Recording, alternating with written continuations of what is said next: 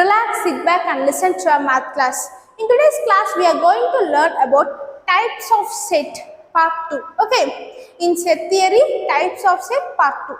So here, in this video, the concepts of universal set, subset, proper subset and disjoint set are to be covered. Okay, so universal set means the set which has all the elements required to solve the problem. Okay, so in universal set will have all the elements. That's what the meaning of this universal set. This universal set will always be represented by the letter U and U equal to X, such that X is a natural number. So in this universal set, you have all the natural numbers. Next, subset and proper subset.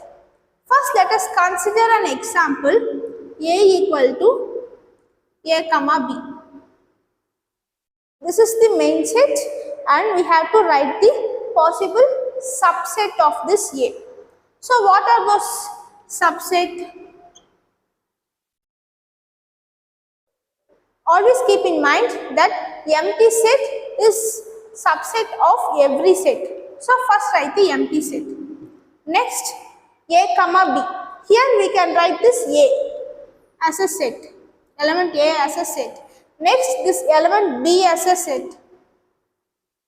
Next, this whole set A itself a subset. So A comma B. So subset means the set which are derived from this main set. So for every set, the null set will be its subset and that set itself will be its subset, and all other elements like singleton A and singleton B. Okay, and this subset is denoted by the notation contained in or equal to, contained in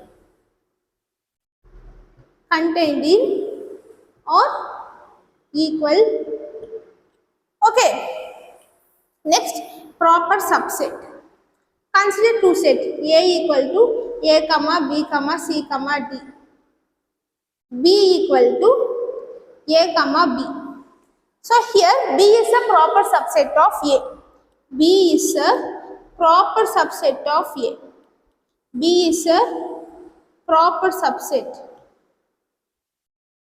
The meaning of this notation is contained in. Contained in.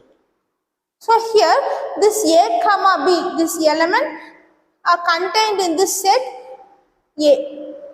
Okay, so this B is a proper subset of A, and here we are denoting this proper set by the notation contained in, whereas subset by the notation contained in or equal to, because proper subset will not be equal to the main set. That is, this B not equal to A. Okay, so this proper subset will not be equal to this main set, it will be less, but this subset will be equal to this main set. This subset will be equal to this main set. That's why we have written this subset, the set A comma B itself as a subset here. Okay, that's why we are using this notation contained in or equal to. Next, disjoint set. Disjoint set. Disjoint set. Disjoint set means if you are considering two sets and those sets have no elements in common, then those two sets are known as disjoint set. For example, consider a set A equal to 1, 2, 3, and consider another set B equal to 4, 5, 6. These two sets have no elements in common. So these two sets are known as disjoint set. Thank you for watching. For more videos related to both school and college maths, kindly subscribe to our channel Curious Maths. Kindly like, share, comment your doubts.